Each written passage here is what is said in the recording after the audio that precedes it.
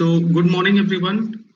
Today we are going to start from section 8, and it talks about motive, preparation, and previous or subsequent conduct. Good morning, Adiba. इसमें motive, preparation और previous and subsequent conduct के बारे में पढ़ेंगे. Obviously, बात है, you might be knowing that to constitute a crime, the mens rea should be there. So, motive indicates your internal feeling before committing the crime, your emotions, your feelings. So sometime at the time of trial or constituting the fact in issue, any fact which indicates or constitute your motive, your emotion,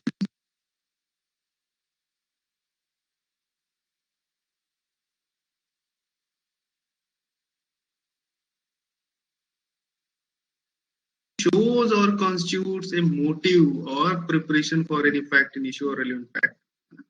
किसी fact in issue के लिए क्या हो गया? Any issue? अभी आवाज आ रही है?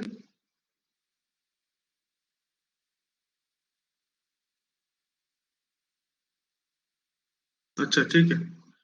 सो कोई बात नहीं. मैं यही कह रहा था, सेक्शन 8 में ना motive, preparation and previous and subsequent conduct के बारे में बताया गया है. Section 8 says that if any fact which actually indicates or constitute the motive or preparation for any fact in issue or relevant fact, then that fact will be relevant. अपने आप में वो relevant होगा. ठीक है. जैसे मान लिया कि ए के ऊपर एक्यूज लगा, एलिगेशन लगा कि भैया इसने बी का मर्डर किया. And let's say A sister and mister B was classmate. So here A is having the motive. It may constitute to be the A's sister to be the classmate of Mr. B. A की बहन का B का classmate होना, ये actually A के motive को indicate करता है कि भैया इसके पास मकसद तो था, मोटिव तो था, ये मार सकता है. हाँ, लेकिन ऐसा नहीं है. देखिए, motive is what? Motive is internal feeling और emotions. Sometime it is not possible to prove that A is having the motive. A के पास कुछ मोटिव था या इमोशंस था, ऐसा मुश्किल होता है कुछ टाइम. लेकिन कभी कभी क्या होता है कि जो सर्कमस्टेंशियल एविडेंस होते हैं उनके बदौलत, on the basis of the circumstantial evidence, the crime may be proved irrespective of whether motive has been proved or not. So कहीं कहीं जहां पे डिफिकल्ट है मोटिव प्रूव करना, वहां सर्कमस्टेंशियल एविडेंस और जितने एविडेंस है कोरोबरेट अगर हो रहे हैं सारी चीजें तो वो इनफ होगा. बट अगर मोटिव भी इंडिकेट कर रहा है तो हाँ, कोरोबरेटिव हो सकता है. ये एब्सोल्यूट एविडेंस नहीं है. The motive is not the absolute evidence, है ना, कि भैया मोटिव पता चल गया अब उसको बस जेल ही कर दो, ऐसा नहीं है. हो सकता है मोटिव है उसके पास, लग रहा है प्राइमा फेसी, उसकी बहन का बी के साथ क्लासमेट होना. 100% तो आप नहीं कह सकते कि ए नहीं मारा होगा. ठीक है, इत्तेफाक की बात हो सकती है कि क्लासमेट थे दोनों, तो उसमें क्या आफत हो गई? गलती तो एक ही नहीं है ना, दोनों साथ में पढ़ रहे थे. Just on the basis of the motive you can not prove the guilty of any accused. It may be used as a corroborative evidence, corroborate the things. 100% इसे ये कोई एब्सोल्यूट एविडेंस नहीं है, लेकिन हाँ रेलिवेंट होगा, इतना सेक्शन 8 बताता है. And also in the second para they are talking about the conduct of any party or of any agent to any party to any suit or proceeding in reference to such suit or proceeding. Actually this section 8 you may use in civil case and as well as the criminal case also. So conduct of any party or of any agent to any party to any suit or proceeding in reference to such suit or proceeding or in reference to fact in issue therein और relevant there to. तो इतनी तो बात है civil case के लिए कह रहा है. कंडक्ट ऑफ एनी पार्टी या उसका एजेंट है उस पार्टी का किसी सूट या प्रोसीडिंग को लेके, उससे लेके कोई एक्ट करता है और in reference to a fact in issue therein or relevant thereto. Fact in issue stands for in criminal case. And the conduct of any person or offence against whom is the subject matter of any proceeding is relevant if such conduct influence or is influenced by any fact in issue or relevant fact and whether it was previous or subsequent thereto. ठीक है, अभी हम explanation में आते हैं। Section 8 की अगर हम बात करें, एक एक करके हम डिफाइन करने की और एक्सप्लेन करने की कोशिश करें, तो motive shows mains Riya of the crime. Mains Riya means guilty mind of the crime. And you know very well कि एक्यूज्ड को ये साबित करने के लिए कि इसने ही किया था, जुर्म किया है, क्राइम किया है, you have to first prove that he was having the guilty mind. Unless you prove that he was having the guilty mind, you can't blame or you can't prove the guilty the accused person. ये constitute करना बहुत important होता है। तो इसी तरीके से motive का भी किसी भी तरीके से, किसी भी जरिए से पता चल रहा है कि इसका मोटिव था, तो वो फैक्ट जो है, जो कॉन्स्टिट्यूट कर रहा है, जो बता रहा है उसके मोटिव को, वो फैक्ट भी रेलिवेंट फैक्ट होगा, है ना। फैक्ट इन इशू का या रेलिवेंट फैक्ट का रेलिवेंट होगा।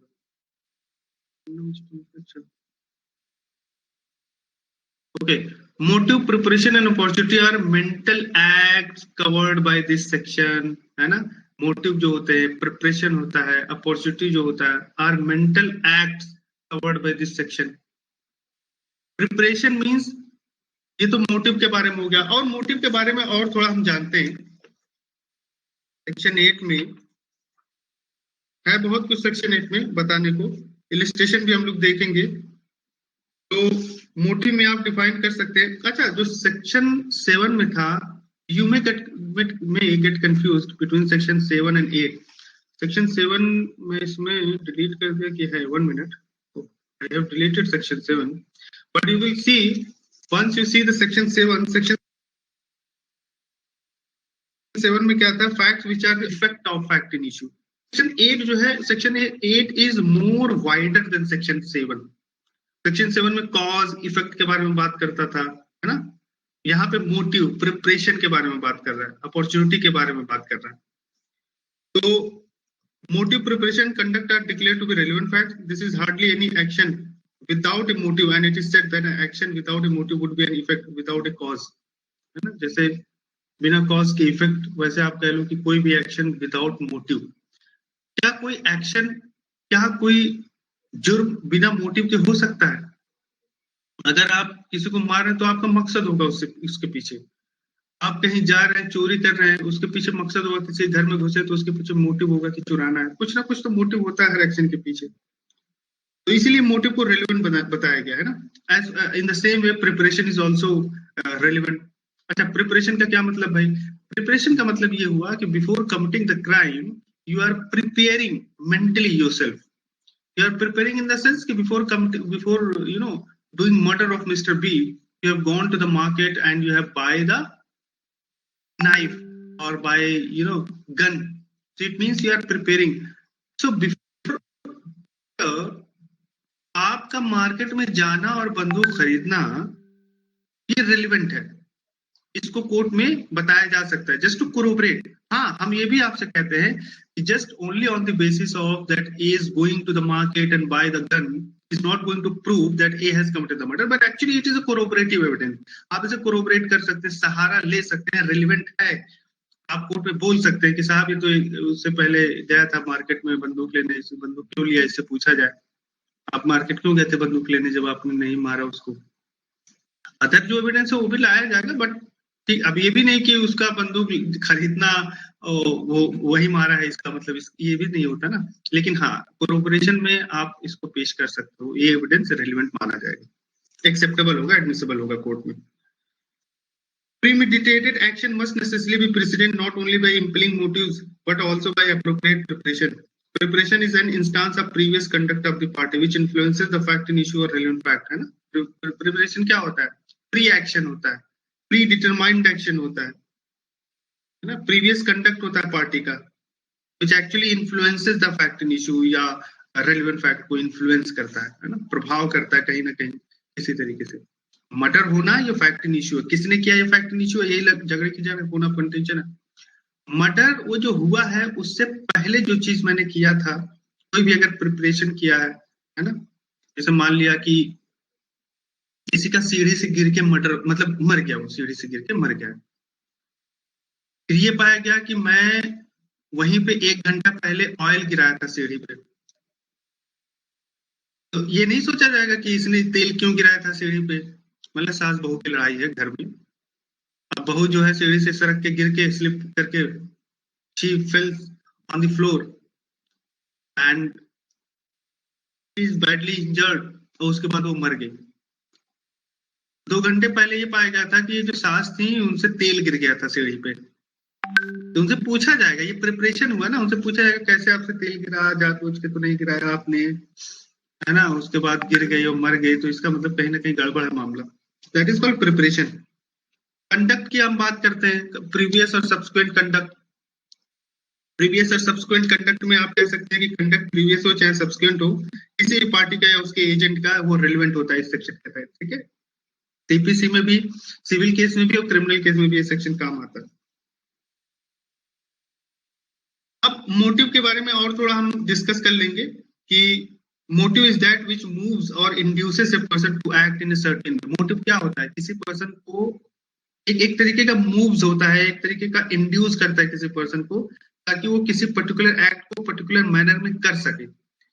और मोटिव को प्रूव करना आसान नहीं होता, थोड़ा टफ होता है, क्योंकि सामने वाले के दिमाग में चल रहा है मैंने ए को मार दिया। अब कैसे आप पता कर पाओगे कि मैंने ए को क्यों मारा, मतलब मेरा मोटिव क्या था? हो सकता है अंदर अंदर मुझे वो चीज मुझे ही मालूम हो, तो थोड़ा सा प्रूव करना इसको टिपिकल होता है, ये कहने का सेंस है हमारा। It is difficult to prove motive by direct evidence and it is sought to be established by circumstantial evidence, है ना, conduct of person. Direct evidence से तो इसको प्रूव करना मुश्किल होता है, क्योंकि motive is a fact which is actually in the knowledge of the accused person. ये ऐसा एक फैक्ट होता है मोटिव, जो एक्यूज पर्सन ही जान रहा होता है, जिसने मर्डर किया होगा वही जान रहा होगा कि मैं मार क्यों रहा हूँ इसको, उसी के दिमाग में वो बातें चल रही होगी। मोटिव आसान नहीं है प्रूव करना। तो existence of motive for committing a crime is not an absolute requirement of law, मैं आपको बता दूं, लेकिन हाँ ये हमेशा रेलेवेंट फैक्टर होता है, but it is always always and always a relevant factor, but it is not an absolute requirement of law, है ना, which will be taken into consideration by the courts, and it will render assistance to the court while analyzing the prosecution evidence and determining the guilt of the accused. So there is no relevance of motive when the prosecution case is fully established by reliable ocular evidence coupled with medical evidence. मैंने आपको बताया accused को guilty मानने के लिए motive absolute requirement नहीं है, यानी कि हमने आपको बता तो दिया कि गिल्टी माइंड अपने आप में one of the factor of the crime is the guilty mind. To constitute a crime you have to prove that the person was having the guilty mind, mens rea था वहां पे, ठीक है, एक है फैक्टर होना चाहिए क्राइम में, होता है, लेकिन किसी को गिल्टी ठहराने के लिए कोई एब्सोल्यूट रिक्वायरमेंट नहीं है लॉ में कि नहीं नहीं गिल्टी माइंड होना चाहिए। अरे भाई था उसका गिल्टी माइंड, लेकिन हो सकता है प्रूव ना किया जा सका इसको कोर्ट में। It is not easy to prove that the person was having guilty mind, हो सकता है एविडेंस नहीं मिला, लेकिन प्रोसिक्यूशन जो अदर एविडेंसेस ला रहा है कोर्ट में, whatever the evidences has been provided, has been produced by the prosecution, actually it was enough, it was 100% correct evidences. So on that basis, on the basis of that evidences only, the court may prove or the prosecution may prove that the person was guilty. अब उसका motive prove नहीं हो पाया तो इसकी वजह से उसको छोड़ दिया जाएगा, ऐसा नहीं है, समझ रहे हैं आप चीजों को। तो ये हमारा हो गया। अब क्रिमिनल, क्या क्रिमिनल में प्रिपरेशन का मतलब आप समझ लीजिए, प्रिपरेशन मतलब होता है means and measure necessary for commission of any offence, इसको भी ये तो इजी है। अब वन बाय वन कंडक्ट का मतलब, प्रिपरेशन का मतलब हम लोग एग्जांपल से समझेंगे, मोटिव का भी मतलब मैंने समझा दिया आपको। वन बाय वन फटाफट देख लेते हैं कि illustration, there are number of illustrations attached with this section, so we need to understand each and every section. So A talks about motive in CRPC, okay? A is tried for the murder, so you may write down in your Bayer Act or in a book or in a notebook, and A talks about the motive, so you must know which illustration is related to which factors, which concept. So A talks about motive, B talks about the preparation, something like C talks about the preparation, something like that. So and every illustration you have to remember.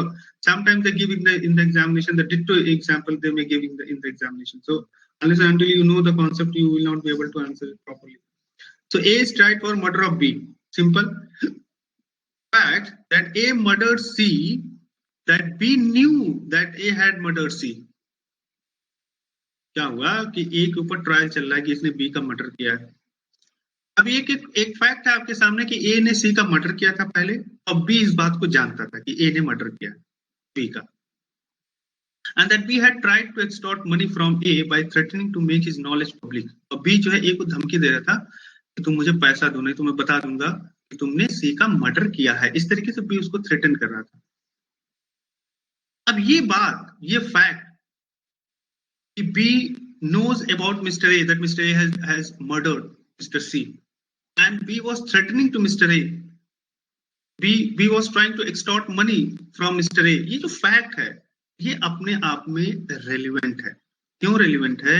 क्योंकि ए के पास motive था, इस साले को मार दूंगा, मैं ना मार दूंगा तो ये मेरे पता चले बताएगा नहीं लोगों को, ये जान गया कि मैंने सी का मर्डर किया, अगर मैं इसको मार दिया बी को ये बता नहीं पाएगा सबको, अदरवाइज ये तो पब्लिक में कर देगा सबको, मेरा तो मैं पकड़ा जाऊंगा फिर तो ए के पास एक मोटिव था। एक सीआरपीसी, मोटिव इन सीआरपीसी की बात कर रहा है ना, समझ में आ गया आपको? You may write down here motive. CRPC. B. A sues B upon a bond for the payment of money. B denies the making of the bond. The fact that at the time when the bond was alleged to be made, B required money for a particular purpose is relevant. ये motive हो गया, एक तरीके से CPC में motive हो गया कि भाई ए ने बी पे सू किया upon a bond for the payment of money, यानी कि money of payment of money के लिए सू कर दिया ए ने। B denies करता है making the bond.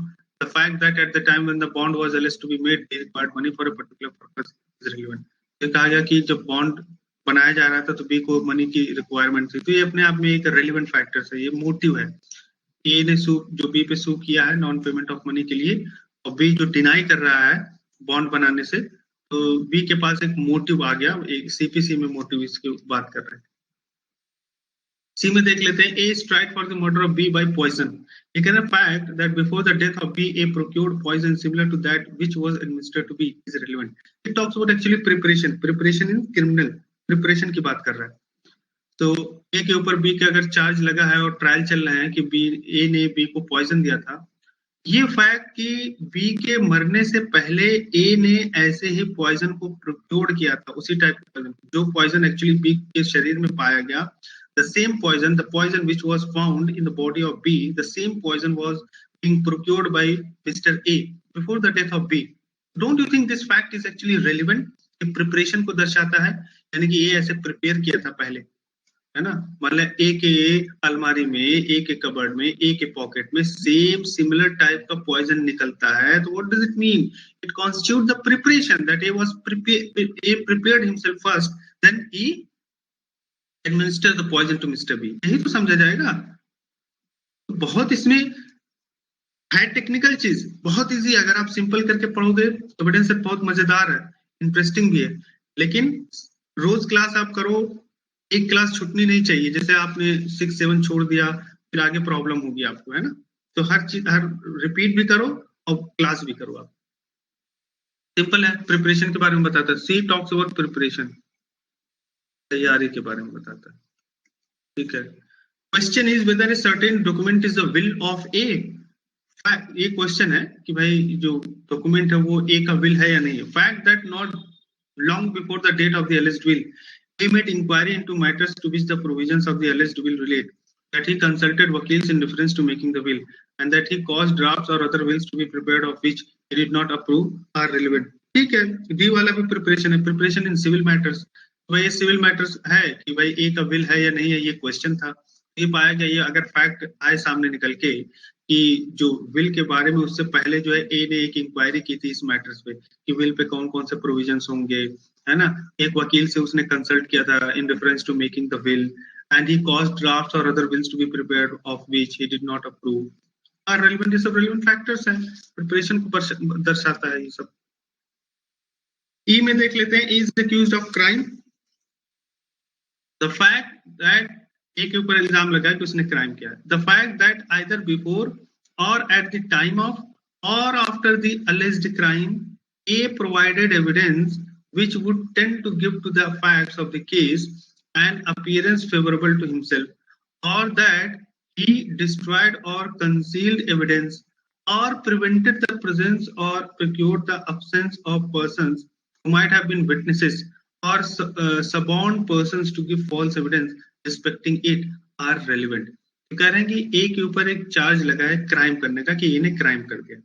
अब ये फैक्ट कि अलेज्ड क्राइम से पहले या अलेज्ड क्राइम के टाइम पे या अलेज्ड क्राइम के बाद A provided evidence which would tend to give to the facts of the case an appearance favorable to him. ये पाया गया कि A ने ऐसे एविडेंस को प्रोवाइड किया जो एक्चुअली उसके फेवर में है ना, या उसने कुछ एविडेंस को डिस्ट्रॉय कर दिया। Suppose A may destroy some evidence before the alleged crime or at the time of alleged crime or after the alleged crime, or A may conceal some evidence before the crime or at the time of crime or after the alleged crime, or prevented the presence or procured the absence of persons, या कोई persons को prevent किया उसने presence होने से वहां पे जहां पे क्राइम हुआ है, या उसने किसी अब्सेंस ऑफ पर्सन्स को प्रोक्योर किया है जो विटनेस हो सकता था। Absence of procure the absence of persons का मतलब कि उसने कुछ ऐसा व्यवस्था किया, ऐसा ट्रिक लगाया उसने कि उस टाइम वहां पे कोई ना हो।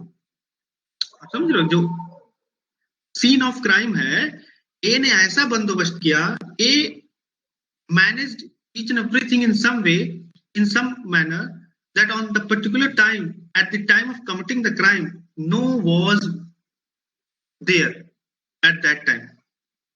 तो उसने प्रोक्योर किया कि यहाँ पे अब्सेंस हो जाए, लोग आ ना पाए ताकि विटनेस ना बन पाए। अदरवाइज यहाँ पे इकट्ठा होंगे लोग, आएंगे जाएंगे, कोई ना कोई एक बंदा रहेगा तो हो सकता है विटनेस बन जाए, मुझे प्रॉब्लम होती है। और suborns person to give false evidence respecting it, या किसी पर्सन को इस तरीके से मैनिपुलेट किया कि इसके बारे में फॉल्स एविडेंस वो दे दे।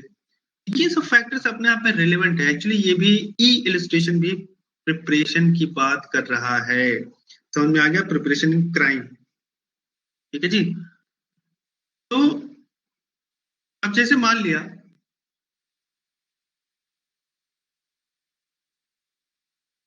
एक बंदा है, अपनी वाइफ को जान से मारने पे उसके ऊपर इल्जाम लगा है कि उसने अपनी वाइफ को मारा। उसके 2 बच्चे हैं, छोटे छोटे बच्चे हैं। संडे का दिन था, तो उसने क्या किया, अपने बच्चों से कहा कि देखो बच्चों, आज आपकी स्पेशल क्लास है, जस्ट वो भेजने के लिए, ये रहेंगे तो बच्चे देख लेंगे, मैं पकड़ा जाऊंगा, चिल्लाएंगे बच्चे। तो उसने ही send his children, both the children, to the tuition teacher. Even that day was a Sunday, holiday was there, but still, just to commit the crime, the husband sends both the children to the tuition teacher. रोज हमेशा Sunday को नहीं भेजता था, Sunday को तो छुट्टी होती थी। अब उसने अपनी वाइफ को मार डाला। मारने के बाद डोंट यू थिंक ये जो उसने काम किया है पहले, before committing the crime, sending the children to the tuition teacher, don't you think it is a preparation? बोलो ना कि ये प्रिपरेशन है। So don't you think you may produce in the court this fact also, because this fact, sending the children before committing the crime, sending the children to the tuition teacher even on Sunday is a fact, and you may say it is a relevant fact. ठीक है, अब समझ में आया preparation का मतलब? F देख लेते हैं। ऐसे इलस्ट्रेशन याद करे रहोगे तो समझ में भी आएगा। Question is whether A robbed B or not, ये क्वेश्चन है। हम देखते हैं क्या है। The fact that after B was robbed, C said in A's presence, police are coming to look for the man who robbed B, and that immediately afterwards A ran away are relevant. अब यहाँ पे क्या हो रहा है? ये question है कि भैया A ने B का रॉब किया कि नहीं, लूटा कि नहीं। तो लूटने के बाद जैसे B को रॉब कर दिया गया, लूटने के बाद C ने कहा, A के प्रेजेंस में कहा, जिस पे इल्जाम लगा है कि इसने A पे इल्जाम लगा है कि इसने B को लूटा, उसने ए के प्रेजेंस में कहा अरे पुलिस आ रही है, उसको देखने जिसने बी को लूटा, पुलिस आ रही है। And that immediately afterwards A ran away are relevant. उसके बाद अगर ए भाग जाता है फौरन, तो ए का इमीडिएटली भाग जाना, इतना कहने पर अगर अरे पुलिस आ रही है, तो ए का भाग जाना ये उसके कंडक्ट को शो करता है।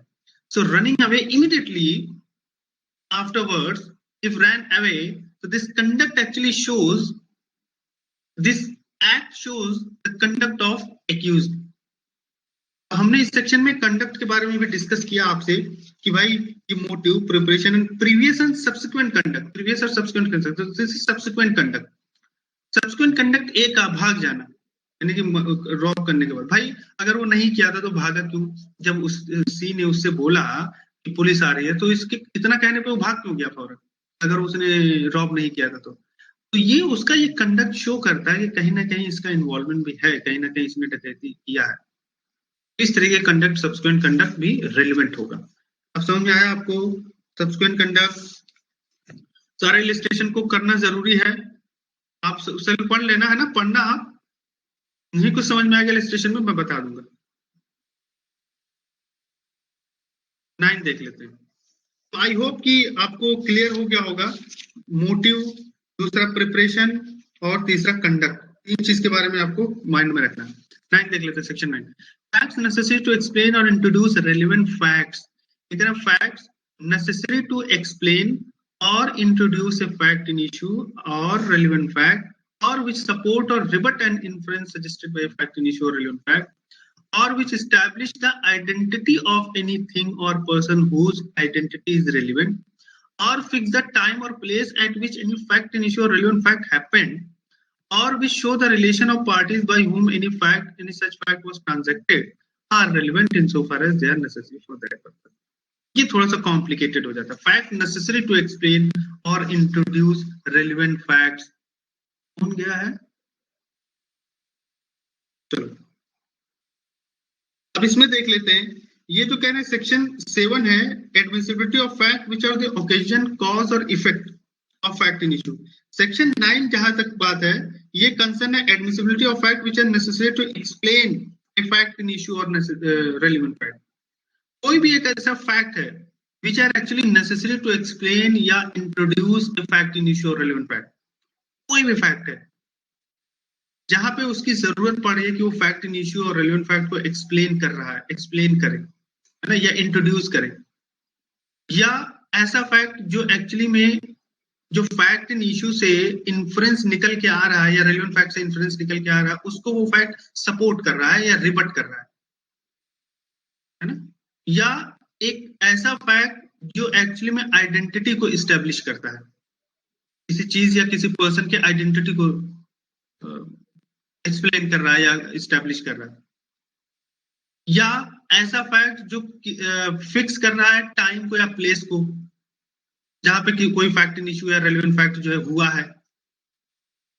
तो ये सब बातें, ये सब जो फैक्ट्स होंगी कहीं ना कहीं रेलेवेंट मानी जाएंगे। अब आपके सामने ये these are the points actually we have broken up the phrase or the passage and we have divided into points wise. We have written here in the point wise. This section makes relevant facts which support or rebut an inference suggested by a fact in issue or relevant fact, है ना। अब इसमें illustration में दिखाता हूं आपको, इसको 1 के बेसिस पे मैं अभी बता रहा हूँ। The question is whether a given document is the will of a. The question is whether a given document is the will of a.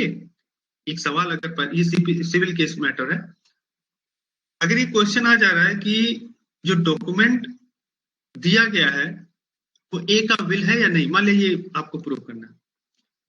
The state of A's property and of his family at the date of the alleged will may be relevant facts.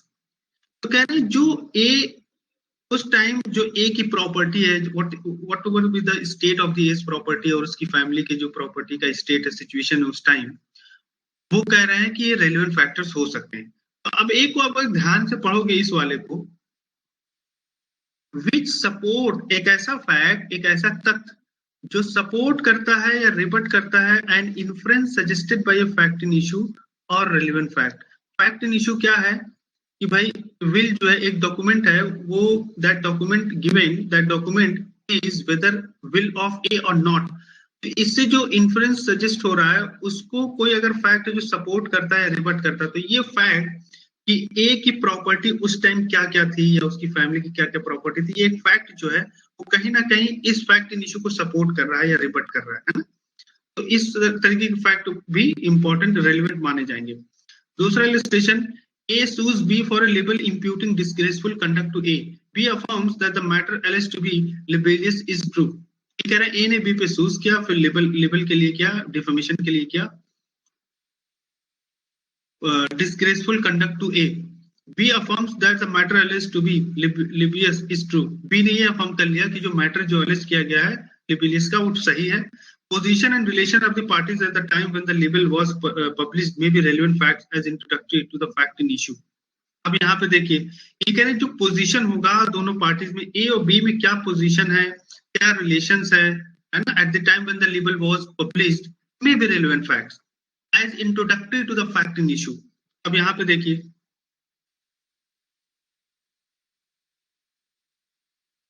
which are necessary to explain or introduce a fact in issue or relevant fact. Fact in issue क्या है? Whether A tried to defame Mr. B or not. So what was the relation between A and B when the defamation was committed? Actually is a relevant factor.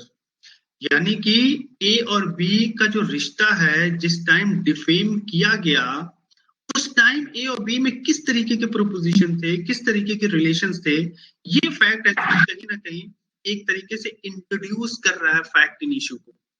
मुद्दा क्या है, fact in issue क्या है? Whether A has defamed, A has जो libel किया है उसने, इस लेबल इंप्यूटिंग किया, ए डिस्ग्रेस किया, बी ने किया, सॉरी इस इलस्ट्रेशन बी ने जो ए के ऊपर इल्जाम लगाया या डिफेम किया है या डिस्ग्रेसफुल कंडक्ट किया है against A.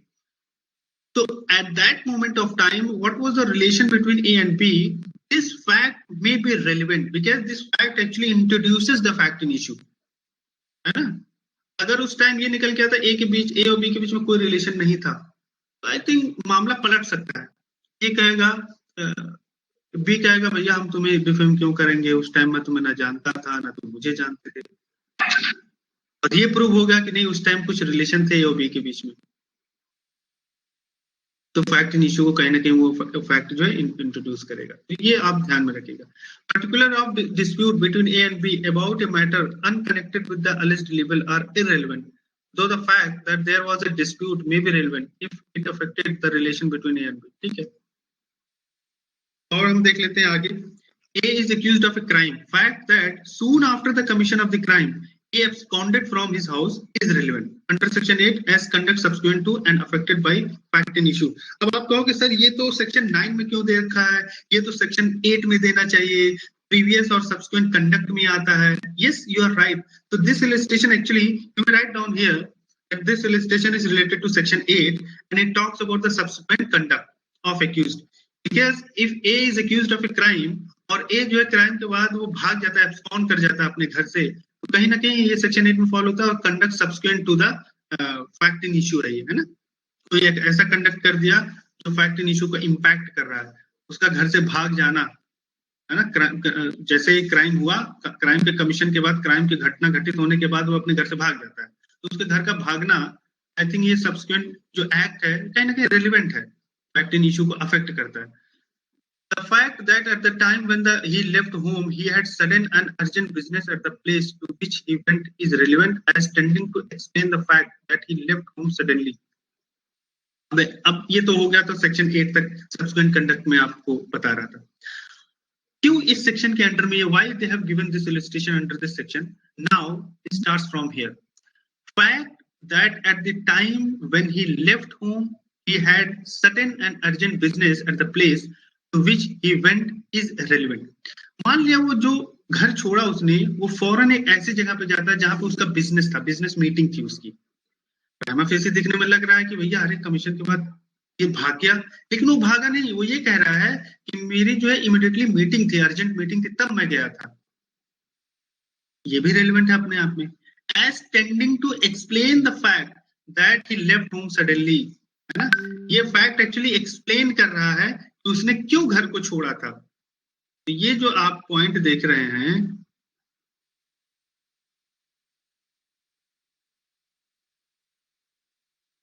which fix the time or place at which any fact in issue or relevant fact has occurred, which are necessary to explain or introduce. ठीक है, which are necessary to explain or introduce a fact in issue or relevant fact. ठीक है, इसमें आ जाएगा, explain कर रहा है, यानी कि उसका मीटिंग के लिए जाना एक तरीके का एक्सप्लेन कर रहा है इस इलस्ट्रेशन में. as tending to explain the fact that he left home suddenly. ठीक है, ये भी अपने आप में relevant है. The details of the business on which he left are not relevant except insofar as they are necessary to show that the business was sudden and urgent. अब ये कह रहे हैं यहाँ पे डिटेल, बिजनेस का डिटेल है ना, जिसके लिए वो घर छोड़ा वो इररिलेवेंट है, रेलिवेंट नहीं है। हाँ, वो बिजनेस सडन है या अर्जेंट है तब वो रेलिवेंट होगा। तो ये भी इलिस्ट्रेशन आप याद कर सकते हो। डी में देख लेते हैं, डी, बाकी डी ई एफ आप देख लेना। अच्छा, वन मोर थिंग, ये हमारा हो गया, इससे रिलेटेड इलिस्ट्रेशन हो गया, इससे रिलेटेड हो गया। अब आते हैं which establish the identity of a person or a thing whose identity is relevant. Actually इसको टीआरपी कहते हैं। ये for examination point of view it is also important. So let's come under the TRP. TRP TRP क्या होता है भाई? Test identification report, TIP जिसे आप कहते हैं, not TRP, TIP, IP, TIP. Test identification parade is a process wherein the witness and the accused both are unknown to each other, and just to make sure that the name the witness is saying, the witness actually is 100% sure that the person was the same who committed the crime. Sometimes it happens, it might be confusing situation कि वहां पे evidence जो accused है उनको पहचानना मुश्किल हो। तो इसीलिए जैसे रेप के केस में eight the time of deposition the victim is saying something else, है ना, और जो विटनेस है वो कुछ और कह रहा है। जिसने मतलब रेप होते हुए देखा वो कह रहा है कि accused number 1 and accused number 2 both were present over there, but the girl, actually the victim herself, is saying that accused number 1 did the same. उसने दो का नाम ही नहीं लिया, विक्टिम accused number 2 का नाम ही नहीं लिया। जब कंफ्यूजन होता है तब एक टेस्ट आइडेंटिफिकेशन परेड करवाया जाता है, हमेशा मजिस्ट्रेट के सामने करवाया जाता है। उसमें ये होता है कि test identification, what happens in test identification, test identification में ये होता है कि जो सस्पेक्टेड एक्यूज्ड होते हैं उनको लाइन से खड़ा कर दिया जाता है। उसके बाद विटनेस को या विक्टिम को बुलाया जाता है, कहा जाता है कि देखिए आप पहचानिए, आपके साथ इसी ने किया था, या इसी ने मर्डर किया था, इसी ने चोरी किया था, इसी को आपने देखा था। तो वो मजिस्ट्रेट के सामने अपना बयान देते हैं कि हाँ साहब, सामने सामने देख के कि हाँ यही बंदा था। आपने फिल्म में भी देखा, you might have seen in movies also sometime, movies में टेस्ट आइडेंटिफिकेशन परेड आपने देखा होगा, दिखाया उन्होंने बहुत सारी मूवीज में। तो उसको हम टेस्ट आइडेंटिफिकेशन परेड कहते हैं, ठीक है। हाँ, test identification parade do not constitute substantive evidence, they are primarily meant for the purpose of helping the investigating agency. क्यों किया जाता है? Just to help the investigating agency, है ना, with an assurance that their progress with the investigation into the offense is proceeding on the right lines. Test identification क्यों करवाया जाता है? इन्वेस्टिगेटिंग एजेंसीज जो होते हैं उनको हेल्प करने के लिए कि भाई आप जो इन्वेस्टिगेशन कर रहे हैं वो राइट लाइन में चल रहा है। The identification can only be used as corroborative of the statement in court. So identification parade may be used only in the court just to corroborate the statement, whatever the statement is making in the court, to corroborate with that statement उसको use किया जा सकता है। Test identification की जरूरत क्यों पड़ी? ये तभी पड़ती है जब accused are not previously known to the witness. Whenever the accused is not known to the witness, then the need arises for the test identification. Whole idea of the test identification parade is that witness who claim to have seen the culprits at the time of occurrence are to identify them from the midst of other persons without any aid or any other source. Purpose क्या है इसका? कि भाई ताकि witness पहचान सके, witness जो बोल रहा है कि ये क्राइम यही किया है, अकरेंस ऑफ द क्राइम के टाइम यही था वहां पे, वो जो बोल रहा है तो उसको सच में हम एक बार इंश्योर करवाने के लिए, ताकि कोई इसमें गलती ना कर दे, तो कहीं कंफ्यूजन ना हो जाए इससे, इसलिए टेस्ट आइडेंटिफिकेशन परेड करवाया था कि हाँ भाई पहचानो यही था आदमी कि नहीं था, तो बताता है, बोल देता है कि हाँ यही था। तो ये टेस्ट आइडेंटिफिकेशन से रिलेटेड कॉन्सेप्ट भी आप देख लेना। Main object of the holding identification parade during the investigation stage is to test the memory of the witness based upon first impression, and also to enable the prosecution to decide whether all or any of them could be cited as eyewitness of the crime or not, है ना।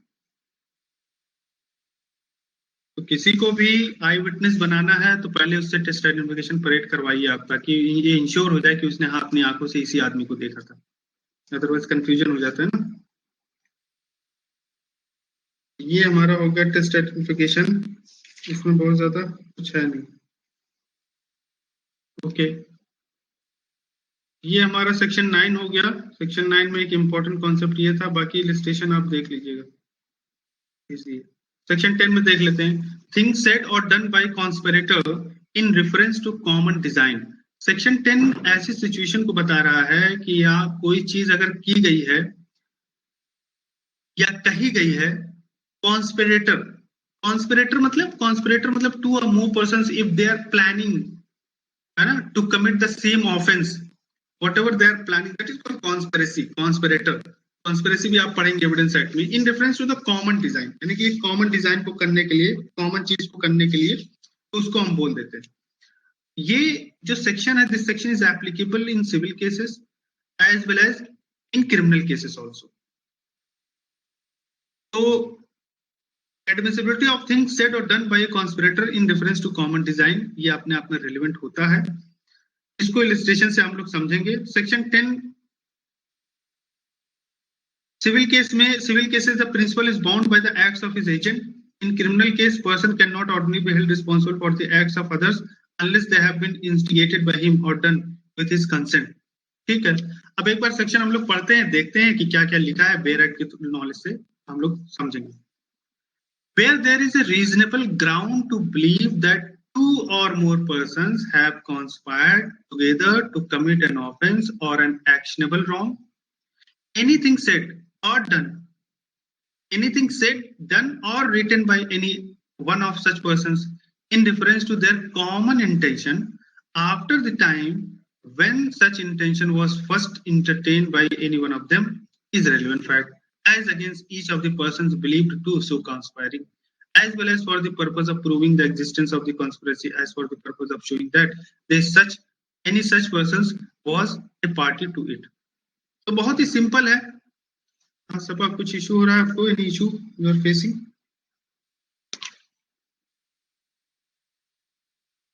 अब इसमें simple सा कह रहे हैं कि कोई भी अगर एक जहां पे रीजनेबल ग्राउंड है ये बिलीव करने के लिए कि दो या दो से ज्यादा पर्सन्स है जो आपस में कॉन्स्पिरेसी कर रहे हैं, आपस में प्लानिंग कर रहे हैं, इसलिए टू कमिट एन ऑफेंस और एक्शनेबल रॉन्ग, एनीथिंग सेड और डन. फिर उनके अगर ये पाया जा रहा है कि वो साथ में मिलकर कोई क्राइम करने जा रहे हैं या कोई एक्शनेबल रॉन्ग करने जा रहे हैं, तो उन यानी कि मान लें let's say there are 3 persons.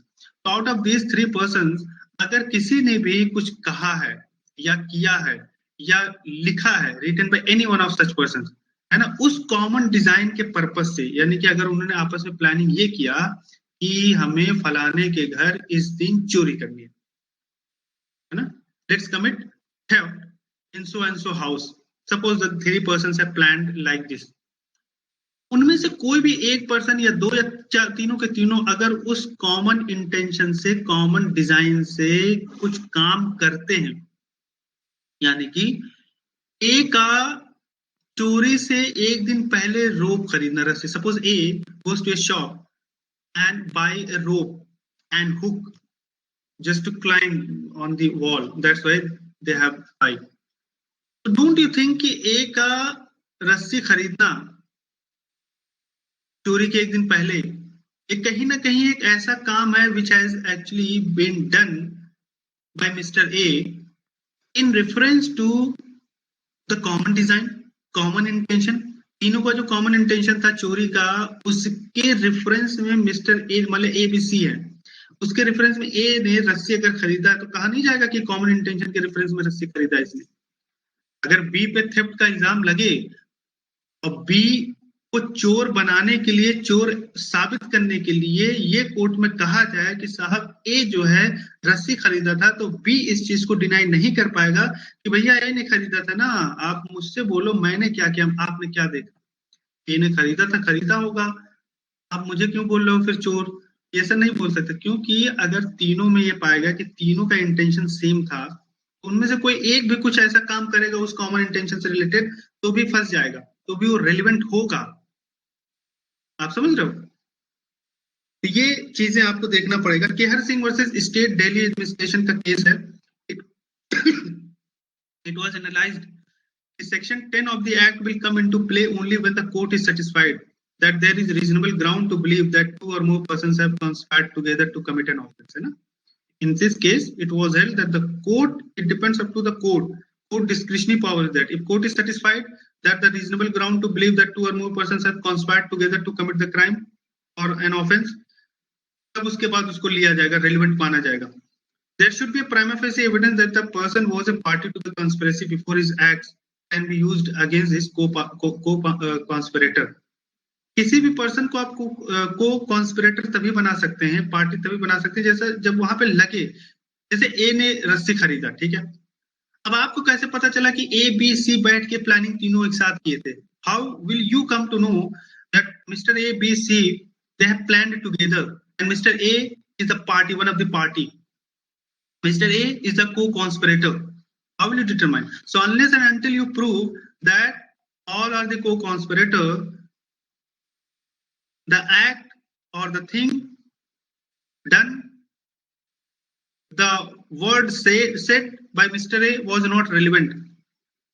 Before making the thing or the action done by Mr. A or the sentence said by Mr. A relevant, before making all these things relevant, you have to first constitute or you have to first prove that Mr. A was the party. Mr. A उन्हीं का साथी है B और C का, ये prove करना पड़ेगा आपको.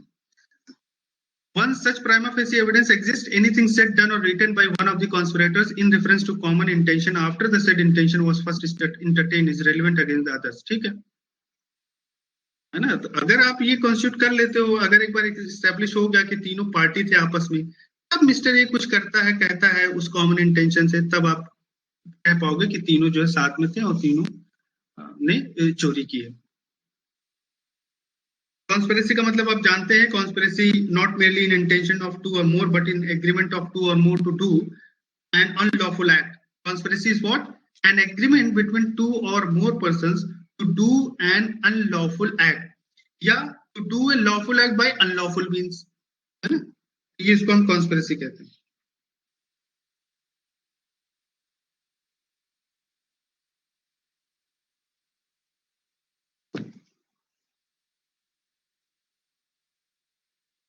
Illustration देख लेते हैं. Reasonable ground exists for believing that A has joined in a conspiracy to wage war against the government of India.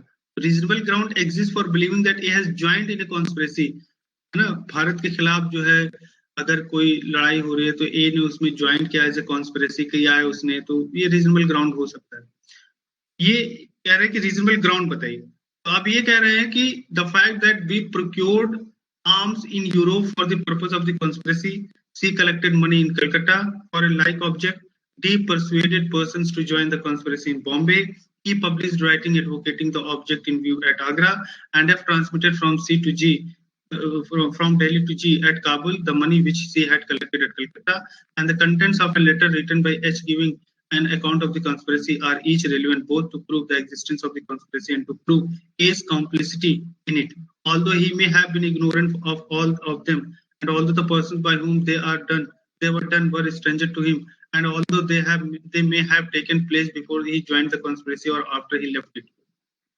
तो यहाँ पे कह रहे हैं कि अगर ए पे ये इल्जाम लगता है कि ए ने कॉन्स्पिरेसी को ज्वाइन किया था, सरकार के खिलाफ कोई लड़ाई करने में उसकी ऐसी कॉन्स्पिरेसी में ज्वाइन किया था, नहीं किया था, तो ये सब फैक्ट कि बी ने प्रोक्योर किया यूरोप से कॉन्स्पिरेसी के पर्पस से, सी ने मनी कलेक्ट किया कलकत्ता में, डी ने पर्सन्स को परसुएट किया कॉन्स्पिरेसी में ज्वाइन करने के लिए, बॉम्बे में उसने लोगों को इकट्ठा किया डी ने, ई ने राइटिंग में पब्लिश कर दिया कि हमें ये सामान चाहिए, आगरा में मिलना है हमें, something like that. F transmitted from Delhi to G at Kabul, F transmitted from Delhi to G at Kabul the money which C had collected at Calcutta. F ने जी को पैसे भेजा काबुल में, उसके बाद सी ने उसको कलकत्ता में कलेक्ट किया. Contents of letter written by H given and, ये सब बातें जो कॉन्स्पिरेसी ही तो हो रही है, सब सारी चीजें. अब ए को इसमें पाया गया, अगर इन्वॉल्वमेंट ए का पाया गया, irrespective of whether A immediately joined the conspiracy or after joining the conspiracy A left it, irrespective of all these manners, है ना, ऐसा हो सकता है. A may totally be stranger to all of them. A जो है पहले B C D E F G को नहीं जानता था, ये भी कोई मैटर नहीं करता. A पहले से जानता हो या नहीं जानता हो, A ने ज्वाइन करने के बाद फौरन छोड़ दिया नहीं छोड़ दिया, A इसमें फंसेगा, A रेलेवेंसी होगी इसकी, है ना. ये वो बोल रहे थे कि सेक्शन 10 में हमने देख लिया कि थिंग्स सेड और done by conspirator in difference to common design. इसमें छोटा इलस्ट्रेशन था. 11 में देख लेते हैं, when facts not otherwise relevant become relevant। ये कहते हैं सम टाइम कोई फैक्ट्स एक्चुअली डायरेक्टली वो रेलिवेंट नहीं है, लेकिन फिर भी वो रेलिवेंट हो जाता है। कैसे? थोड़ा कंफ्यूजिंग लग रहा होगा। when facts not otherwise relevant becomes relevant। अब देखते हैं, पढ़ते हैं, समझते हैं। facts not otherwise relevant are relevant if they are inconsistent with any fact in issue or relevant fact। If any fact is totally inconsistent with any fact in issue or relevant fact, then it will become relevant if by themselves or in connection with other facts they make the existence or non-existence of any fact in issue or relevant fact highly probable or improbable। अब इसका मतलब हम समझते हैं क्या हुआ। बहुत ही अच्छा सेक्शन है ये। एक्चुअली ये प्ली ऑफ एलिबाई को बताता है ना। Plea of alibi is also important, so you may write down the important on section 11. You may mark it as important. Plea of alibi. Alibi का मतलब होता है physical appearance, physical presence.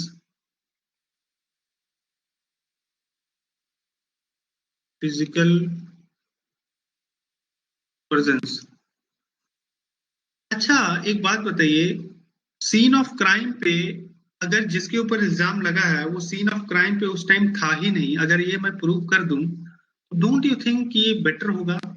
Means आपको अगर लगता है कि जहां पे मर्डर हुआ है, जिसके ऊपर इल्जाम लगा है, अगर ये हो जाए कि भैया मर्डर के टाइम ये तो था ही नहीं वहां पे, तो ये बात रिलेवेंट नहीं हो जाएगी। अगर लखनऊ में मर्डर हुआ, ठीक है, मेरे ऊपर यानी कि मिस्टर ए के ऊपर, let's say Mister A is there and Mister A is accused of murder of Mister B in Lucknow. What is the scene of crime? Scene of crime is in Lucknow. Scene of crime is in Lucknow. But it was found that Mr. A was, at that moment of time, Mr. A was not in Lucknow. Mr. A was in somewhere in New Delhi, let's say. So, at that moment of time, being in Delhi is relevant. Actually, it is not otherwise relevant. उसका दिल्ली में रहना उससे कुछ संबंध नहीं है, correlated नहीं है, रेलिवेंट नहीं है, लेकिन एक्चुअली फिर भी रेलिवेंट है। So that's why facts not otherwise relevant become relevant। ए का उस टाइम दिल्ली में रहना क्राइम से कुछ लेना देना नहीं है, रेलिवेंट नहीं है, लेकिन ना रेलिवेंट होते हुए भी ये रेलिवेंट हो जाता है। क्यों? क्योंकि ये प्रूव करने के लिए कि ए वहां पे नहीं था लखनऊ में, ये प्रूव करने के लिए ए को बताना पड़ेगा कि मैं कहां पे था उस टाइम। अगर ए प्रूव कर ले गया कि मैं फिजिकल प्रेजेंस था ही नहीं लखनऊ में, बिना रहे मैं कैसे मर्डर कर दूंगा, तो बच जाएगा वो। That's why it is said when facts not otherwise relevant becomes relevant। ए का दिल्ली में रहना रेलिवेंट नहीं है, मर्डर से कोई लेना देना है, लेकिन वो रेलिवेंट हो जा रहा है। क्यों रेलिवेंट हो जा रहा है? इसलिए रेलिवेंट हो जा रहा है क्योंकि उसको प्रूव करना, दिखाना है, प्ली ऑफ एलिबाई दिखाना, उसको अब्सेंस ऑफ फिजिकल प्रेजेंस दिखाना, उसको अब्सेंस ऑफ फिजिकल बॉडी दिखाना उसको। एलिबाई का मतलब एल्सवेयर होता है। एलिबाई मतलब एल्सवेयर। एलिबाई का मतलब एल्सवेयर, एल्सवेयर है ना, एल्सवेयर। इसको फिजिकल प्रेजेंस काट दो, एलिबाई मतलब एल्सवेयर लिख सकते हो। मींस आपको बचने के लिए ये प्रूव करना पड़ेगा कि आप एल्सवेयर थे, आप सीन ऑफ क्राइम पे नहीं थे। एक बार आपने प्रूव कर दिया आप सीन ऑफ क्राइम पे नहीं थे, आप बच जाओगे। तो इलिस्ट्रेशन इसके बारे में भी देख सकते हैं। Section 9, accused can lead evidence to rebut the inference raised by the fact relied upon the prosecution. Similarly, under Section 11 also, accused can lead evidence as to facts inconsistent with it or which renders its existence improbable or non-existence probable। ठीक है। एक इसमें Dudhnath Pandey versus state of Uttar Pradesh का case है जो famous है 1981 का, दूधनाथ पांडे और state versus state of Uttar Pradesh. It was stated that plea of alibi postulates physical impossibility of presence of the accused at the scene of the offense by reason of his presence at another place, है ना। इसमें एक आ गया था कि चूंकि जो accused है वो उस टाइम एल्सवेयर प्रेजेंस था, उस टाइम वो दिल्ली में था या कोई और जगह था, तो उसका सीन ऑफ क्राइम पे प्रेजेंस होना इम्पॉसिबल सी बात है, ये इसमें कहा गया था। तो और इलिस्ट्रेशन देख लेते हैं।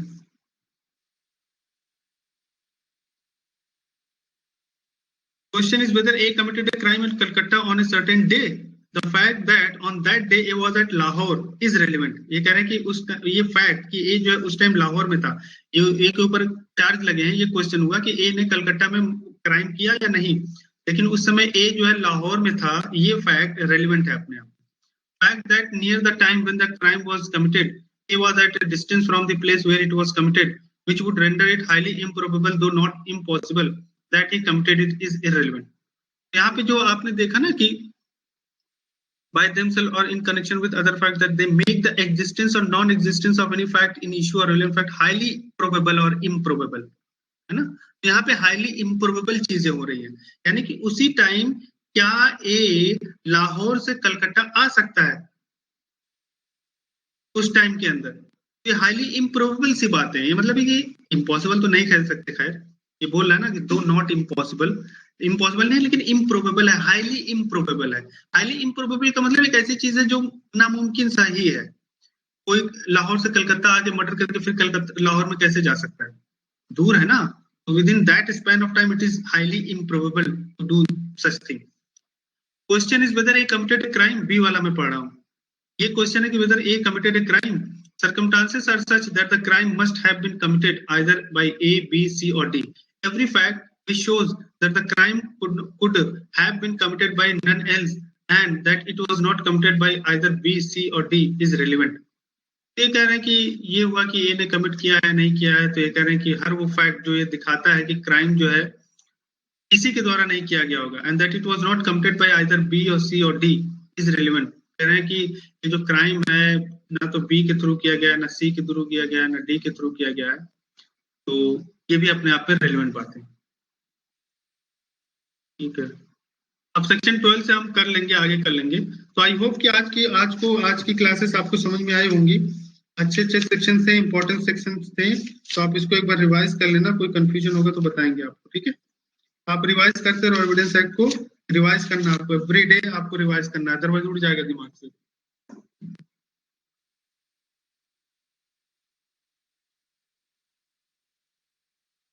Okay, thank you so much everyone.